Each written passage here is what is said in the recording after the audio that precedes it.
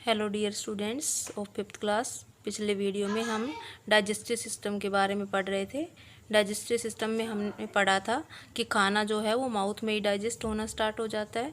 Mouth के बाद खाना जो है वो फूड पाइप से होता हुआ स्टमक तक पहुंचता है और स्टमक में उस खाने का बिल्कुल बारीक पेस्ट बन जाता है, लिक्विड मास बन जाता है, जिसको हम क्या बोलते हैं, काइम। और उसके बाद स्टमक में जो है कुछ गैस्ट्रिक जूसेस यानी कि गैस्ट्रिक रस, जूसेस को क्या बोलेंगे, रस, यानी कुछ ऐसे केमिकल्स रिलीज होते हैं और उन केमिकल्स के साथ हाइड्रोक्लोरिक एसिड रिलीज होता है जो कि फूड के साथ आए हुए बैक्टीरियाज को ख़त्म कर देता है, किल कर देता है। Liquid food now goes to the small intestine, यानी स्टमक से होता हुआ खाना अब कहाँ पहुँचेगा, स्मॉल इंटेस्टाइन में। ये है हमारा स्मॉल इंटेस्टाइन। एक बार डाइजेस्टिव सिस्टम के सारे पार्ट्स को देख लेते हैं। ये है माउथ, माउथ से खाना कहाँ आएगा आगे, फूड पाइप में, फूड पाइप से होता हुआ यहाँ पर ये है हमारा स्टमक, और स्टमक में डाइजेस्ट होने के बाद, यानी कि आधा डाइजेस्ट होता है, पूरी तरह से डाइजेस्ट नहीं होता है खाना। उसके बाद स्टमक के बाद नेक्स्ट पार्ट जो है वो है small intestine.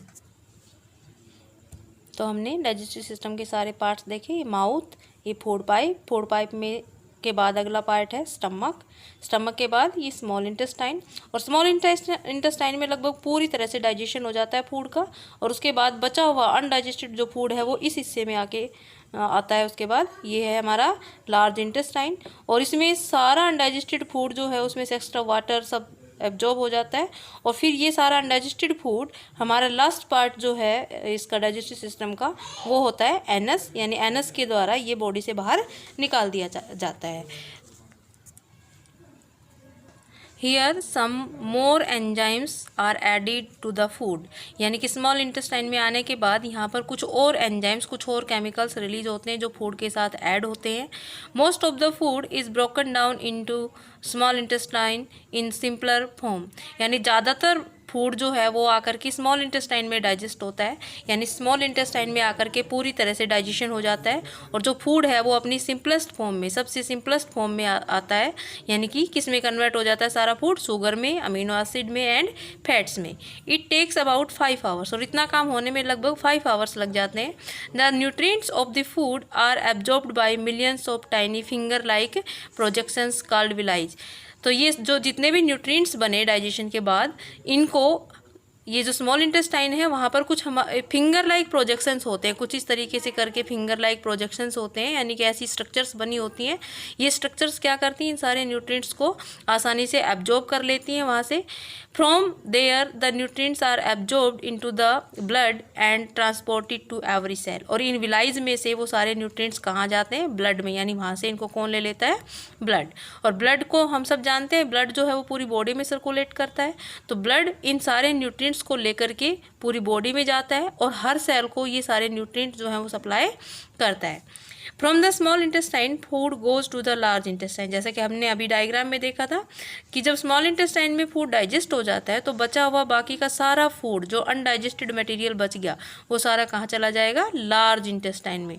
The small intestine is about 6.5 metre long, यानी कि जो स्मॉल इंटेस्टाइन है वो 6.5 मीटर लॉन्ग है।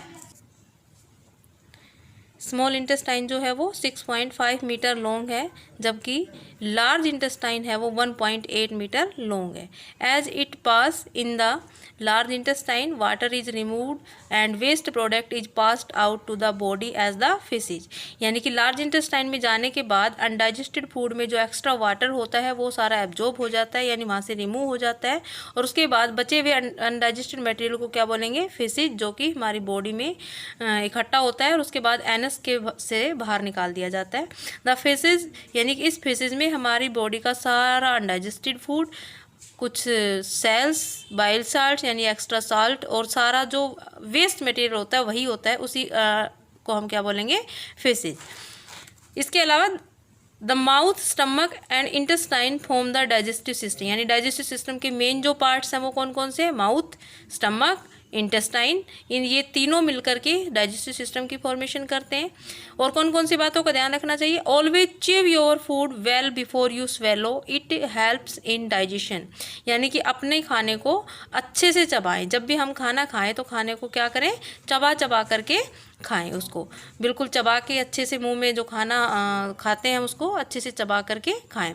If the food you have eaten is not properly digested, अगर आप जो खाना खा रहे हैं उसको प्रॉपरली आपकी जो बॉडी है, जो पेट है, वो डाइजेस्ट नहीं कर पा रहा है, तो आपको स्टमक से रिलेटेड बीमारियां होती हैं, यानी कि स्टमक जो है वो अपसेट हो जाता है, जैसे पेट में दर्द हो जाना, वोमिटिंग आना। For proper functioning of the digestive system we must drink sufficient amount of water. अगर हम चाहते हैं कि हमारा जो डाइजेस्टिव सिस्टम है वो प्रॉपरली वर्क करे, तो इसके लिए हमें सफिशिएंट अमाउंट में पानी पीना चाहिए, यानी हमें ज़्यादा से ज़्यादा पानी पीना चाहिए। ज़्यादा पानी पीना हमारी डाइजेस्टिव सिस्टम के काम करने में हेल्प करता है, यानी खाना अच्छे से डाइजेस्ट हो जाता है। तो बच्चों, आज हमने पढ़ा डाइजेस्टिव सिस्टम के बारे में। कल के वीडियो में हम पढ़ेंगे टीथ एंड देयर काइंड्स, यानी कि हमारे पास कितनी तरह के टीथ हैं और वो सारे टीथ किस प्रकार काम करते हैं। Thank you.